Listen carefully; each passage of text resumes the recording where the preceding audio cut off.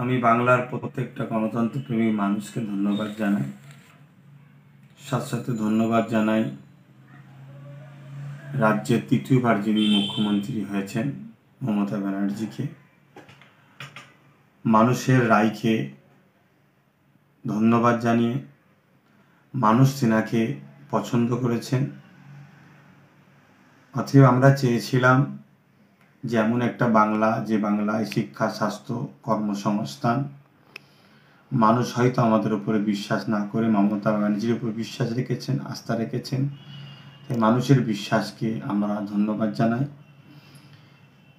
এবং ভাঙড়বাসীকে বিশেষভাবে ধন্যবাদ জানাচ্ছি যে আইএসএফ প্রার্থী নওশাদ সিদ্দিকীকে তেনাদের মূল্যবান ভোটটা দিয়ে জিতানোর জন্য। পাশাপাশি সংযুক্ত মোর্চার প্রত্যেকটা প্রার্থীকে যেখানে যেভাবে ভোট দিয়েছেন প্রত্যেকটা ভোটারকে আমি ধন্যবাদ জানাচ্ছি। এর পাশাপাশি অত্যন্ত দুঃখের সাথে আমি যেটা বলতে চাইছি, ভোট পরবর্তী রাজ্যের বিভিন্ন জায়গায় যে হিংসা চলছে, হিংসাটা অত্যন্ত দুঃখজনক। গণতন্ত্রের উৎসবে মানুষ নেমেছিল, সেই উৎসবে হার জিত থাকবে। আমরা হেরেছি, টিএমসি জিতেছে। স্বাভাবিক, টিএমসি পার্টিকে মানুষ পছন্দ করেছে। তাই টিএমসি পার্টির প্রত্যেকটা কর্মীদেরকেও আমি ধন্যবাদ জানাচ্ছি যে আপনাদেরকে মানুষ পছন্দ করেছে। নিশ্চয়ই আপনাদের কর্মকাণ্ড তেনাদের ভালো লেগেছে, তাই আপনাদেরও ধন্যবাদ।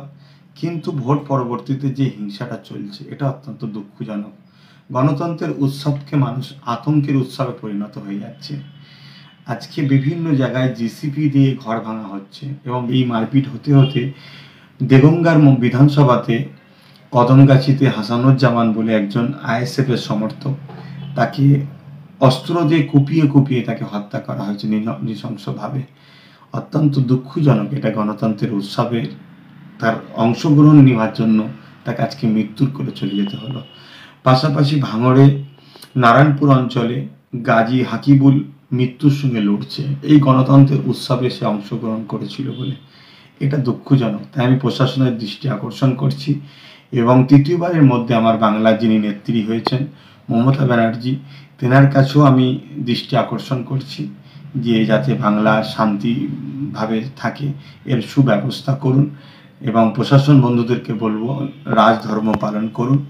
পাশাপাশি এই দুঃখের সময়, যে সময়তে একদিকে যেমন টিএমসি বন্ধুরা তেনারা আজকে জিতেছেন, আনন্দের বিষয়, অবশ্যই তেনাদের আনন্দকে আমি সাধুবাদ জানাচ্ছি।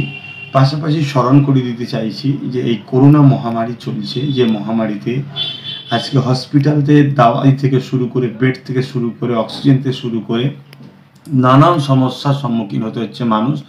অর্থাৎ এত মানুষের করোনা হচ্ছে যেখানে ঠিকভাবে সমস্ত সুযোগ সুবিধা মানুষ দিয়ে উঠতে পারছে না, মেডিকেল ঠিকভাবে সেগুলো সাপ্লাই দিতে পারছে না, স্বাস্থ্য সেভাবে পরিচালনা ঠিকভাবে করতে পারছে না, রাস্তাতে মৃত্যুর মিছিল চলছে।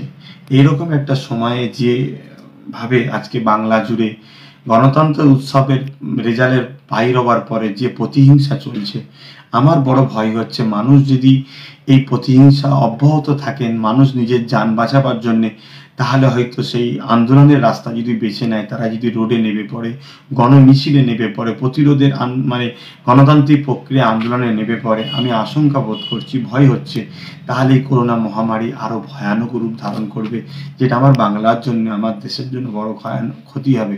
তাই সব দলের মানুষকে বলবো ধৈর্যের সাথে শান্তি বজায় রাখুন। হার জিত হতেই পারে।